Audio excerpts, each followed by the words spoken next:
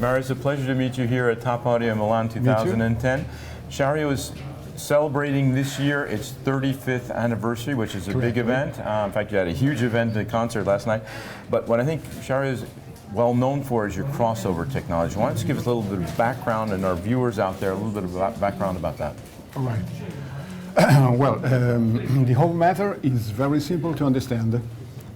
And just a little an example. Take an acoustical source and put it in the middle of a living room, and then take a measurement of the sound pressure level next to all surface, right? And you have a set of figures. Now, take the source away and put another totally different acoustical source. I mean, another loudspeakers or anything else, but totally different.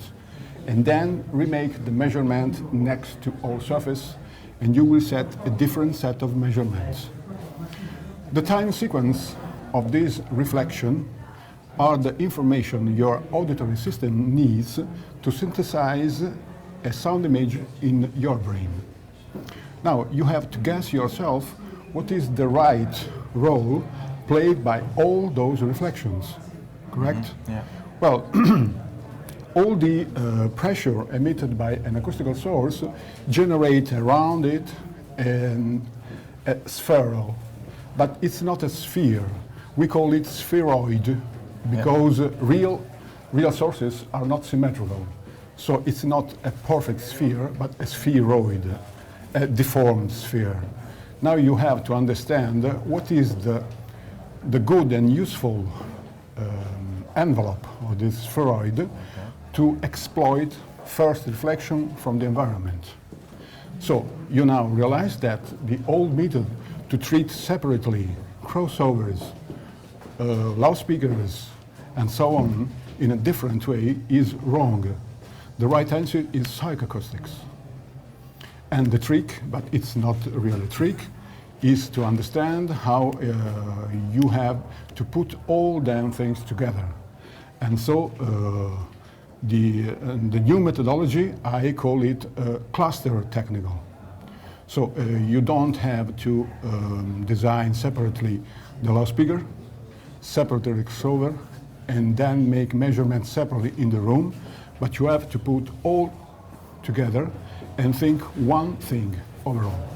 Well, that technology is in all your speakers. You're launching here the Lynx Constellation. Lynx It's the first time the public's been able to see it here in Europe. Why don't you give us a couple of details on that? That's your star of the show. Yes. The Lynx is a very small speaker. Is the first one you encounter when you take into consideration the Constellation series.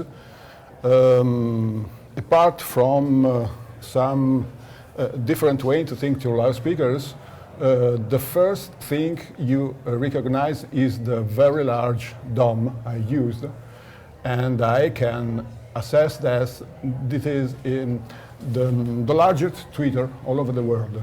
It has a diameter of 38 millimeters.